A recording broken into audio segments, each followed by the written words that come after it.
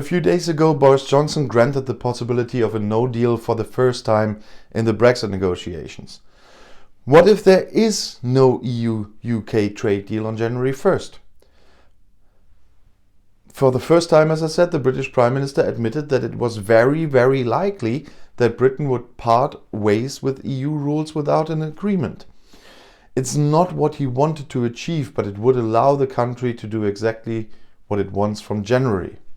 I remember him saying something else quite some time ago about the failure of statesmanship or statesmanscraft.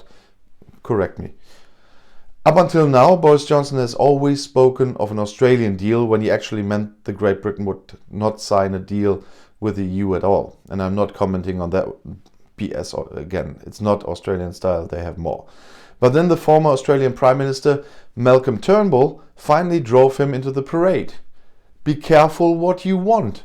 Australia's relationship with the EU is not what Britain would want from a trade point of view, said the ex-Prime Minister. This means that all exchanges must take place according to the rules of the World Trade Organization, and they are far from beneficial for some sectors.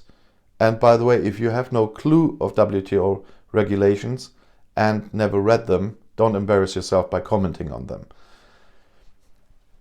They are far from beneficial for some sectors. In addition to trade rules, an agreement with the EU also contains other aspects of coexistence, from police cooperation to the energy market, all of which would be dropped if there was no deal. So what will and would change from January 1st? Ports and borders are the first part. According to a UK government scenario, up to 7,000 trucks could jam off Dover and other canal ports with waiting times of up to 2 days. The EU wants to introduce full customs controls from January 1st because they have to. This means that an enormous amount of paperwork is necessary for all truckloads that have previously been rolling up and down the ferries quickly. Customs and tax declarations, certificates of origin, veterinary controls. Dover alone handles around 10,000 trucks a day. Huge truck parking lots have already been built near the Kent Harbour. We all know already the Farage Garage. London expects extra costs for British companies of around £13 billion. How much did you save by Brexit?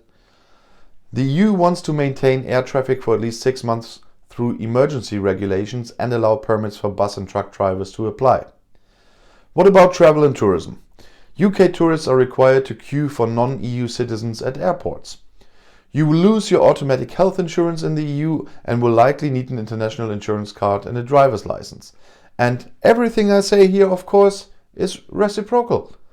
The same goes for the EU citizens, but the UK is the one leaving.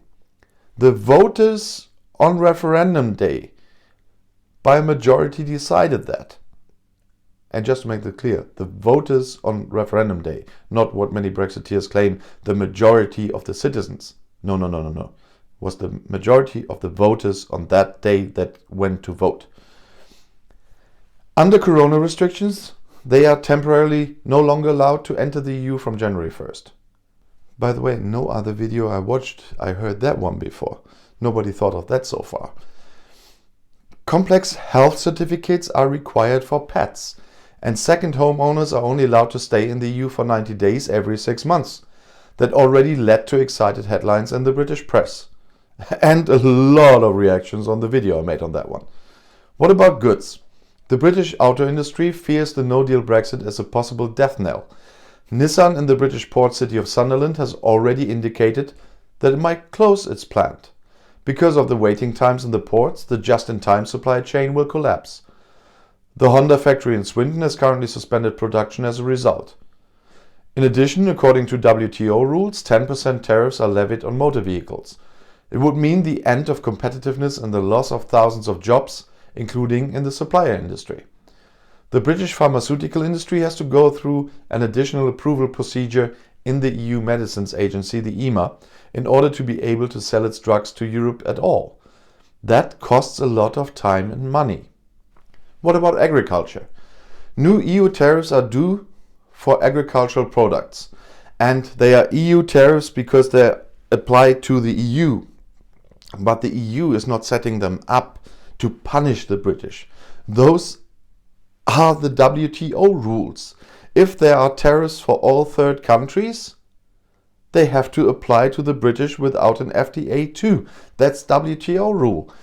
Many of you want WTO rule, so it's not punishment if you get them, it is what you want. And the same applies to a lot of other things Brexiteers in the comments always call punishment. No, it was your choice. You chose WTO and now you get WTO. And so the EU is not punishing you with that because you're just giving what you want. Around 30% more for dairy products, 40% and more for beef and lamb. And that's WTO rules. Coupled with the elimination of EU subsidies, which make up around half of their income for farmers, this could mean the end of thousands of farmers. Many of them voted for Brexit because they couldn't imagine a no deal. So, and what about financial market and services? By far the most important British export good is financial services. They wouldn't have been part of a trade deal anyway, but the loss of goodwill in the EU can have a negative effect. The so-called passporting, that means the right to work in the EU, has already been lost by banks and insurers when they left in January 2020. In future, they will need recognition of the equivalence of their regulation by the EU, which Brussels can withdraw at any time. Some companies have founded European subsidiaries in order to be able to continue working. The EU still needs certain financial services from the City of London, but Paris, Frankfurt and others are aiming to gradually become more independent. And we're not as dependent on the city as you always express in the comments.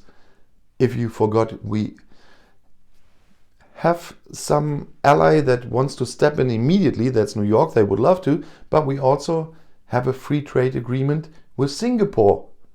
That name should be familiar to you. The future for the city is therefore uncertain.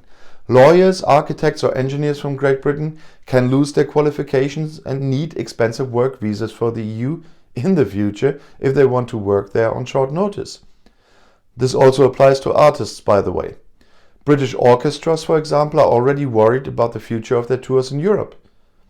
And what are the consequences for the EU? One of the standard sentences about the Brexit consequences is both sides lose. And Great Britain is losing more than the EU because it represents almost 50% of British trade volume. Well, we are 27. The British are just one country, says Maria de Mercis from the Bruegel think tank in Brussels. And we are the richest domestic market in the world with over 400 million consumers. However, sure, the EU would also feel a no deal. That's why we are still negotiating. Because we have not chosen that. Brexit will damage us too. But we have not chosen that part. But that doesn't mean what some of you believe it means. Mostly the Netherlands, Belgium and northern France, where suppliers for British companies are located or where trade was particularly intense. The biggest loser in terms of numbers would be Germany. But only in total numbers. But companies here have already prepared for Brexit. Great Britain slipped from 3rd to 5th among trading partners. Ireland is a special case where the economy is traditionally closely linked to Great Britain. The government in Dublin is therefore making the most fearful tones about the risk of a no deal, and that's understandable. But none of the 27 is pushing for a deal at any cost. The 27 are standing together on this one, and all the time they tried, they couldn't split them up. And if you want to stay informed, please subscribe to my channel and subscribe to my other 2 channels. I'll see you in my next video. Viel Spaß!